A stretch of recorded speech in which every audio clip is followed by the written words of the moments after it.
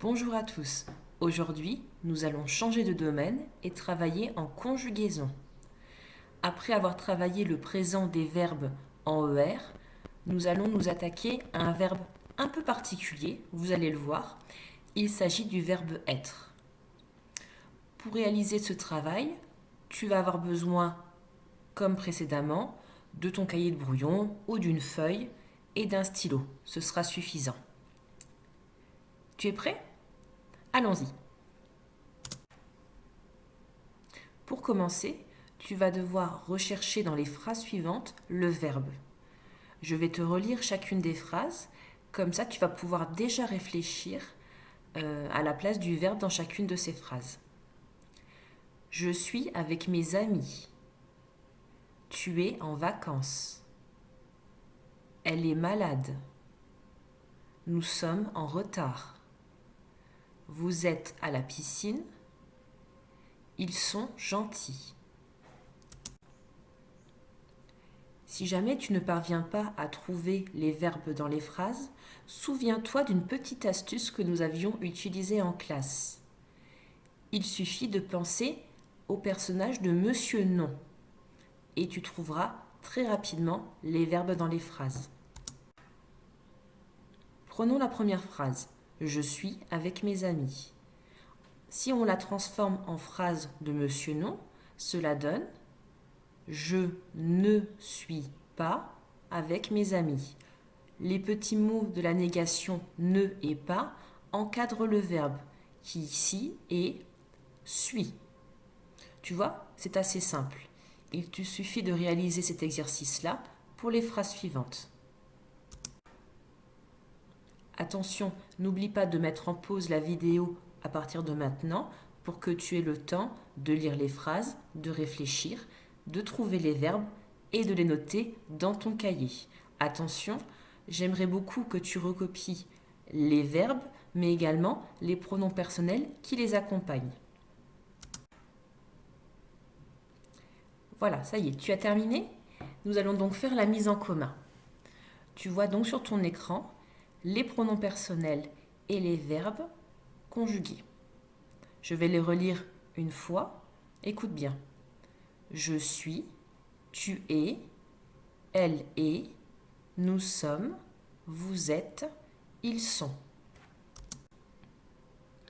Tu as donc d'un côté les pronoms personnels, je, tu, elle, au singulier, nous, vous, il, au pluriel. Et de l'autre côté, le verbe, donc être, qui est ici donc conjugué. Suis, est, sommes, êtes, sont. Durant les exercices en classe, après avoir isolé le pronom et le verbe conjugué, nous cherchions à chaque fois pour le verbe conjugué le radical et la terminaison. Si tu ne te rappelles plus de ce qu'est un radical et une terminaison, pas de panique. Nous allons faire un petit rappel avant de continuer.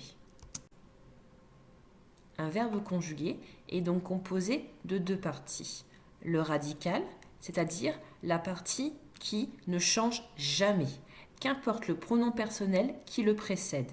Ici, j'ai pris l'exemple du verbe marcher et tu vois bien que le radical est toujours le même. Il s'agit des lettres M, A, R, C, H.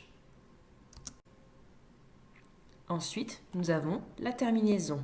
Cette partie-là va changer à chaque fois qu'on aura un autre pronom personnel.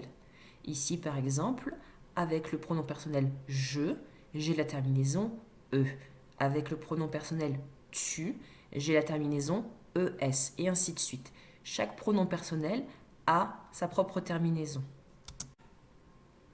Maintenant, c'est à ton tour. Arrives-tu à reconnaître dans ce verbe conjugué le radical et la terminaison?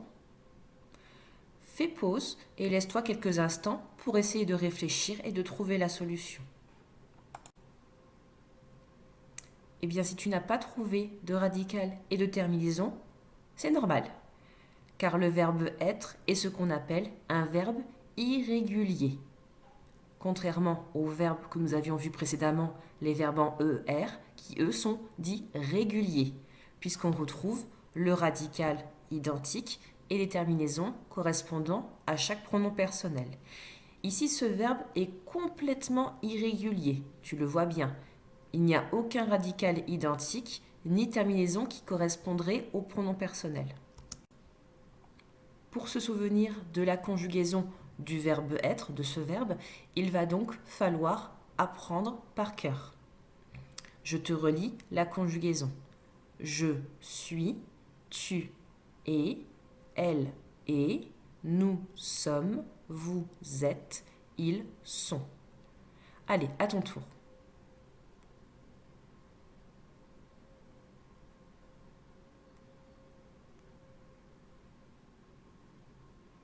Très bien. N'hésite pas à relire régulièrement cette petite liste. C'est comme ça que tu vas plus facilement la mémoriser. Il est maintenant temps de passer à la leçon. Je te propose de prendre ton cahier de leçons de français si tu l'as pris, ou alors tu peux le recopier sur ton cahier de brouillon. Mais le cahier de français, si tu l'as, ce sera mieux. Prends la partie conjugaison et écris cette leçon à la suite de la précédente qui était CO3, le présent des verbes en ER. Nous avions terminé, il me semble, avec les pronoms personnels nous et vous. Prends une nouvelle page et recopie cette leçon.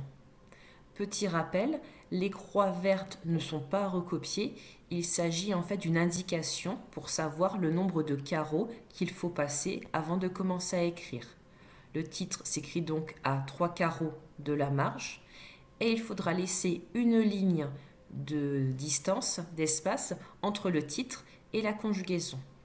Lorsque j'ai écrit en rouge, tu peux écrire en rouge et lorsque j'ai écrit en bleu, tu peux écrire en bleu. N'hésite pas à mettre la leçon, cette vidéo, en pause, le temps que tu puisses recopier la leçon. N'hésite pas à la montrer à maman ou à papa pour qu'ils puissent vérifier que tu as bien recopié. Allez, c'est parti! Et pour la dernière partie de cette leçon, je te propose de t'entraîner, tout simplement. Tu connais déjà cet exercice puisque je vous l'ai déjà proposé pour vous entraîner, pour réviser les verbes en ER et également pour revoir les mots de dictée. C'est un exercice que l'on a pratiqué plusieurs fois en classe avec les enfants. C'est quelque chose de très ludique et qui plaît énormément. Pour cela, je vous propose un nouveau dé que vous pouvez fabriquer. Alors attention, ce dé contient l'ensemble des verbes irréguliers que nous allons travailler ensemble les prochaines semaines. Bien évidemment, vous pouvez tout simplement écrire sur un bout de papier le verbe être que nous venons de travailler et le rajouter aux autres verbes, les verbes en ER que nous avions déjà révisés ensemble. Libre à vous de faire comme vous voulez. L'idée, c'est que chaque enfant soit ensuite capable de redonner les différentes conjugaisons du verbe être au présent. Voilà. Eh bien, je vous souhaite un bon entraînement et je vous dis à très bientôt.